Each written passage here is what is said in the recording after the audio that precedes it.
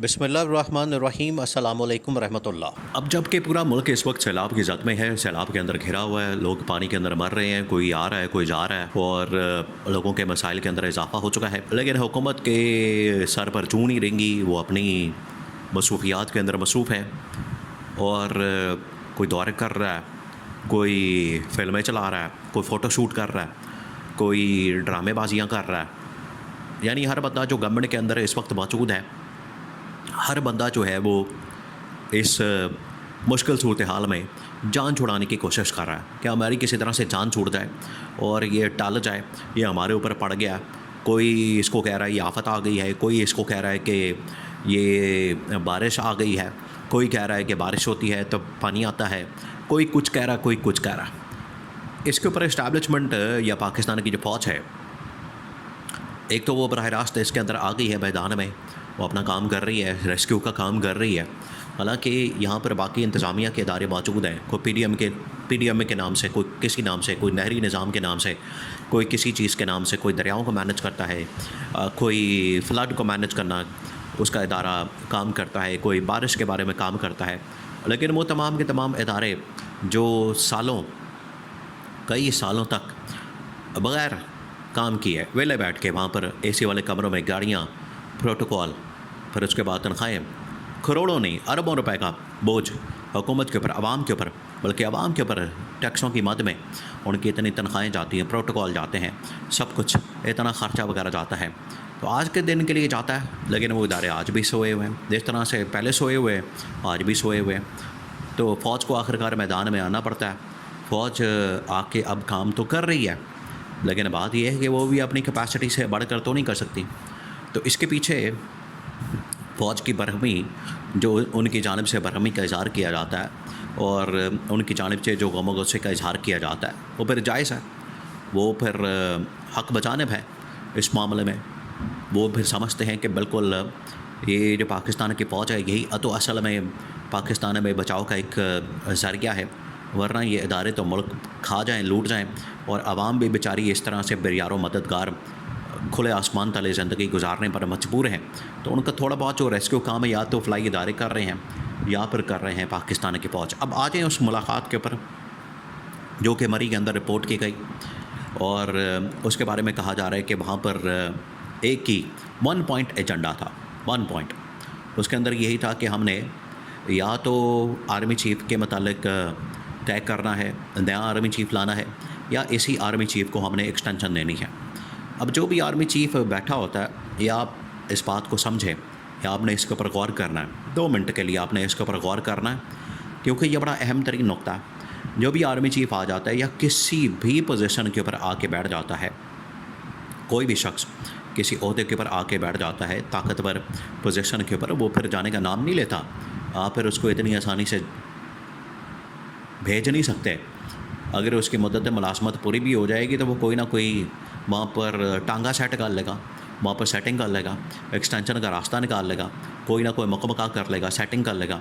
तो कोई ना कोई उसके पास ऑप्शन, रास्ता मौजूद होता है। इसी तरह से ये फील्ड मार्शल का ओहदा भी आखिरकार इसी दुनिया का ओहदा है, उसके ऊपर बैठा हुआ शख्स भी यही, ये आर्मी चीफ़ का ओहदा भी, उसके ऊपर बैठा हुआ शख्स भी आखिरकार यही एक सोच रखता है। उसकी भी ख्वाहिश होती है कि अगर 3 साल है तो मज़ीद 3 साल और मिल जाएं। और ये पाकिस्तान की तारीख़ तो बताती है पिछले तकरीबन कोई 20 साल की, 25 साल की, बल्कि आप पूरी 78 साल की तारीख़ निकाल लें। जब भी कोई जर्नल आता है वो कम से कम 10 साल की तो तारीख़ है कि 10-10 साल के लिए जर्नल लें, उससे कम 6 साल, उससे कम 3 साल। 3 साल तो मस्ट है। अब 3 साल मुकम्मल होने के बाद आखिरकार उनको फ़िक्र पड़ जाती है कि अगले 3 साल भी, यहाँ पर तो इन्होंने आइन के अंदर तरमीम करके तो 5 साल का एक टेन्योर कर लिया है।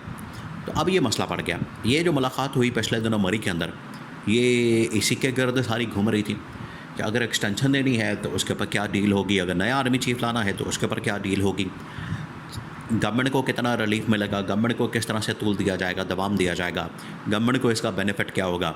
यानी इसके गर्द सारी ये 1 पॉइंट एजेंडा मुलाकात घूम रही थी और यही डिस्कशन हो रही थी।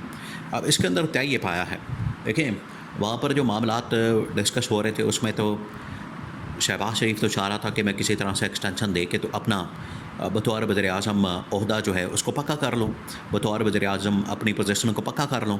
शहबाज शरीफ की तो ये सोच है कि मैं उसको और ज़्यादा सीमेंट लगा लूँ, उसको और ज़्यादा मैं मजबूत कर लूँ। लेकिन नवाज़ शरीफ की या मरीम नवाज़ की सोच ये है कि हम किसी तरह से, नवाज़ शरीफ चाहता है कि मैं वज़ीर आज़म बन जाऊँ, मरीम नवाज़ चाहती है कि मुझे वज़ीर आज़म बना दिया जाए। तो वो तो इसके ऊपर डील करना चाहते हैं। तो वो जनरल आसिम से ये मांग रहे हैं कि अगर आपने फिर डील करनी है तो फिर जो मरीम नवाज़ यहाँ पर उसको वज़ीर आज़म बनाते हैं, या जो पुरानी डील हुई थी लंदन प्लान के मुताबिक। ये लंदन प्लान आपको याद होगा, ये उसी का एक एक्सटेंशन है लंदन प्लान की। अब मरी प्लान डिस्कस हो रहा है, तो वहाँ से चला मामला इधर आ गया। उसके अंदर जो एक पॉइंट था वो था वज़ीर आज़म बनाना, नवाज़ शरीफ को वज़ीर आज़म बनाना। वो नहीं हो सका। आज फिर नवाज़ शरीफ के हाथ में वो कार्ड आ गया। तो नवाज़ शरीफ ये कह रहा है कि ठीक है, मुझे नहीं बनाना तो कम से कम फिर मरीम नवाज़ को बना दो, या फिर इसको रिप्लेस करके उसको बना दो जिसके ऊपर मैं हाथ रखूँ। मरीम नवाज़ फर्स्ट ऑप्शन है, इसके अलावा कोई बात नहीं हो रही।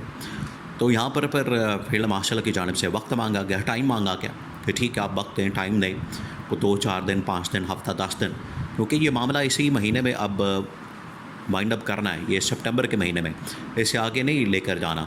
इसी महीने के अंदर नोटिफिकेशन निकाल के डील बना के मुकम्मल करके इसके ऊपर आखिरकार फाइनल दस्तखत करने हैं।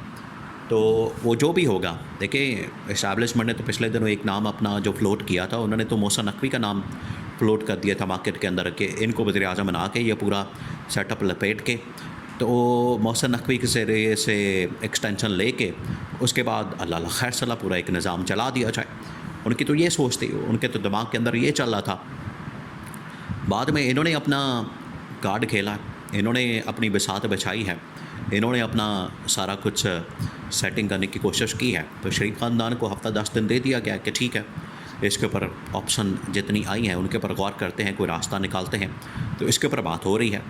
अब ये रास्ता निकालना ये अब डिपेंड करता है फील्ड मार्शल के ऊपर, क्योंकि एक्सटेंशन उन्हीं को मिलनी है और इस वक्त इतने ताकतवर हैं, इतने मजबूत हैं, और उन्हें पता है कि गवर्नमेंट की ज़ीरो कारकर्दगी की वजह से और आवाम की सपोर्ट ना होने की वजह से ये बड़ी कमज़ोर है, बड़ी वीक गवर्नमेंट है।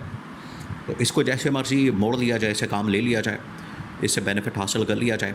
तो फील्ड मार्शल की सारी तवज्जो अब इस तरफ है।